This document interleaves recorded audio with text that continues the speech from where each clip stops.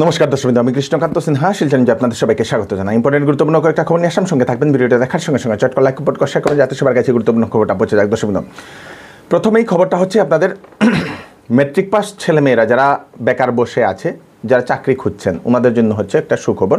Matric pass যে সকল ছেলেমেয়েরা যারা এবার চাকরি খুঁজছেন, আপনাদের জন্য সুখবরটা হচ্ছে ইন্ডিয়া পোস্টে নেওয়া হচ্ছে লোক প্রায় 40,000-এর উপরে, প্রায় 44,000, 44,000 চাকরি মেট্রিক পাস ছেলে মেয়েদের জন্য আপনারা আবেদন করতে পারেন তাড়াতাড়ি। সেই ইন্ডিয়া পোস্টের অফিসিয়াল যে ওয়েবসাইট indiapost.gov.in, সেই পোস্ট অফিসের যে ওয়েবসাইট, সেই ওয়েবসাইটে গিয়ে আপনারা তাড়াতাড়ি আবেদন করে নিন। দর্শক, ডিটেলস দেখে নিন। মেট্রিক পাস ছেলে মেয়েদের জন্য এই বিশেষ সুযোগটা আপনারা হারাবেন না, এবং আপনাদের আশেপাশে যে সকল ছেলেমেয়েরা যারা মেট্রিক পাস করে বসে আছে ওনাদেরকে তাড়াতাড়ি এটা পাঠিয়ে দেবেন।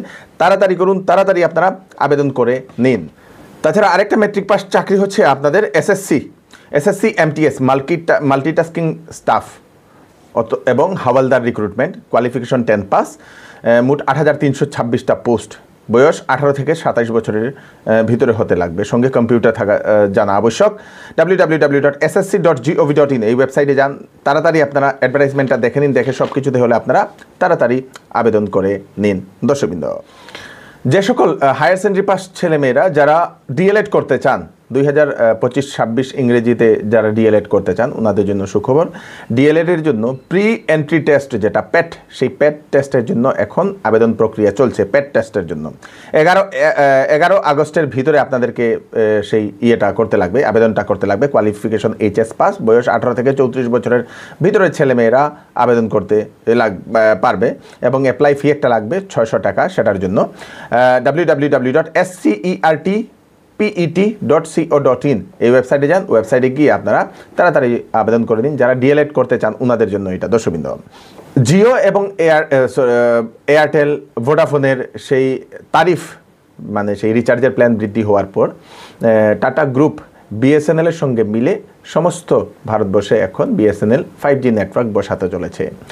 আসামে যেটা খবর আসে, মোট 3,000টি আসামে টাওয়ার বসানো হবে, 5G নেটওয়ার্ক টাওয়ার। এখন 115টি টাওয়ারের কাজ শুরু হয়ে গেছে। কিছু কিছু জায়গাতে নাকি অলরেডি 4G টাওয়ারও পাওয়া গেছে, মানে বিএসএনএল 4G টাওয়ার পাওয়া যাচ্ছে বলে, 5G টাওয়ারেরও কিছু কিছু জায়গাতেও পাওয়া গেছে বলে এরকম জানা গেছে। মোট রতন টাটা সেই প্রজেক্টের জন্য 15,000 কোটি টাকা আসামে ইনভেস্ট করবেন উনি, এবং শীঘ্রই বিএসএনএলের তরফ থেকে আমরা ফুল স্পিড ইন্টারনেট আমরা পাবো। দর্শকবৃন্দ, পাথারকান্দিতে গতকালকে যে এক ছাত্রকে মারধর করার ঘটনা সামনে এসেছিল, 3 জন শিক্ষক স্কুলের ক্লাসরুম বন্ধ করে বেধড়কভাবে মারধর করেছিল 3 জন শিক্ষক। আজকেও তার জন্য প্রতিবাদ সেখানে দেখা গেছে। সেখানে জনসাধারণ, সেখানে স্থানীয় মানুষ এবং বিভিন্ন ছাত্রছাত্রীরা ওনারা ডিমান্ড করছেন সেই 3 শিক্ষকের উপযুক্ত শাস্তির জন্য। ওনাদেরকে এইভাবে মারধর করার অধিকার কে দিয়েছে, এরকমও প্রশ্ন করেন জনতা, এবং প্রশাসনের কাছে ওনারা দাবি রাখেন অতি সত্বর সেই 3 শিক্ষককে তাড়াতাড়ি আইনের আওতায় নিয়ে আসার জন্য। একজনকে তো গ্রেফতার করা হয়েছে, বাকি 2 জনকে এখন খোঁজাখুঁজি চলছে বলে সেটা জানা গেছে। দর্শক, তো সেখানের স্থানীয় মানুষ এরকম একটা দাবি করছেন, বিভিন্ন ছাত্রছাত্রীরাও সেরকম দাবি করছে। দর্শক, দক্ষিণ করিমগঞ্জের বারুই গ্রামে এক জুয়েলারি মালিককে রাতের অন্ধকারে একটি গাড়ি আটকায়। গাড়ি থেকে নামে কয়েক দুষ্কৃতিকারীরা এবং নেমে সেই ব্যক্তিকে মারধর করার পরে সেই ব্যক্তির কাছ থেকে টাকা পয়সা সব কিছু লুটে নেয়। দর্শক, ব্যক্তির নাম হচ্ছে Uttam Kumar Nath.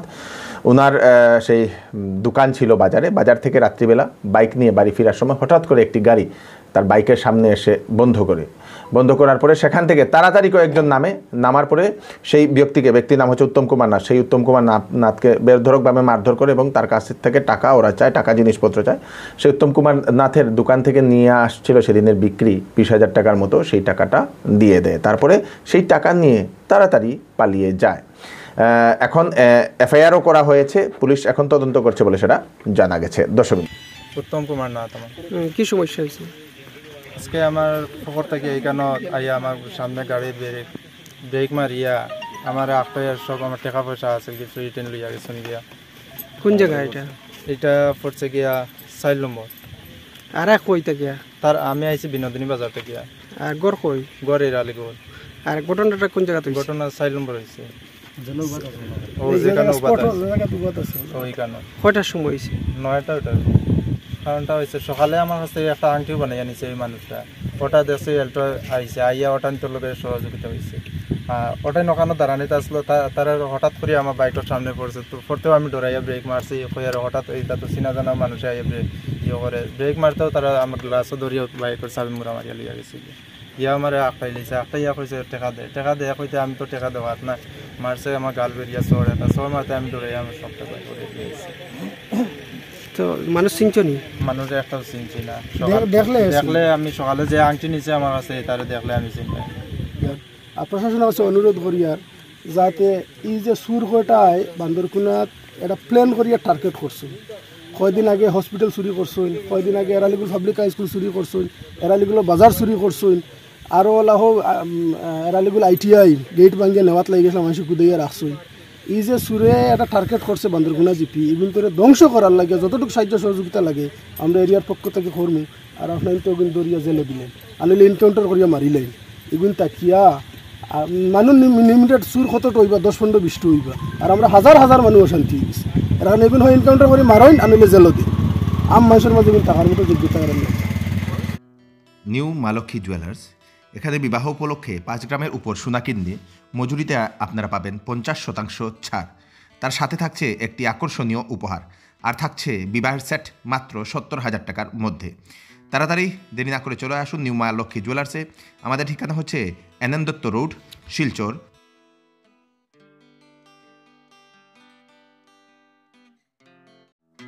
Sell sale sale, এবার চৌধুরী টেক্সটাইল দিচ্ছে আপ টু 40% ডিসকাউন্ট কাপড়ে।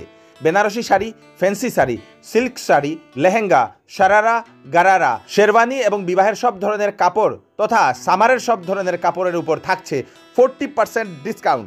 তাড়াতাড়ি দেরি না করে চলে আসুন চৌধুরী টেক্সটাইলে, ফাটক বাজার, শিলচর। শনিবার 20 জুলাই আন্তর্জাতিক দাবা দিবস উপলক্ষে শিলচরে টাউন ক্লাবে পালন করা হয়েছে সেই দাবা দিবসটা, এবং সেখানে ছোট ছোট বাচ্চাদের একটা দাবা প্রতিযোগিতাও করা হয়েছিল। আমাদের আজকে world chess day, international chess day, তো তাই আমরা একটা ছোটখাটো প্রোগ্রামের মাধ্যমে আমরা এটাকে সেলিব্রেট করছি। তো 1966 এ প্রথম এই ইউনেস্কো ফার্স্ট চেস ডে স্বীকৃতি দিয়েছিল, আর 1966 থেকে কন্টিনিউ। গুয়াহাটি মেডিকেল কলেজে যারা গিয়ে চিকিৎসা করেন এবং থাকার জন্য ওনারা চিন্তা করছেন কোথায় থাকবো, থাকার বিশেষ খরচ লাগবে, তো গুয়াহাটি মেডিকেল কলেজের পাশে একটা জায়গা, একটা গেস্ট হাউস আছে, সেখানে 150 টাকা প্রতিদিনে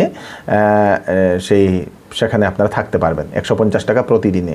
সেখানে ক্যান্টিনও আছে, ক্যান্টিনের জন্য খাওয়ার জন্য আলাদা আপনাদেরকে টাকা দিতে লাগবে। সেখানে সেই বিশ্রাম ঘরটা হচ্ছে পাওয়ার গ্রিড বিশ্রাম সদন, সেখানে গিয়ে সেই বিল্ডিংয়ে গিয়ে আপনারা সেখানে 150 টাকায় আপনারা থাকতে পারবেন। যদি আপনাদের কোনো পরিচিত গুয়াহাটির সেই মেডিকেল কলেজে যদি চিকিৎসা করছেন, ওনাদের যদি রিলেটিভ যদি আছে, ওনাদেরকে আপনারা এই খবরটা জানিয়ে দেবেন।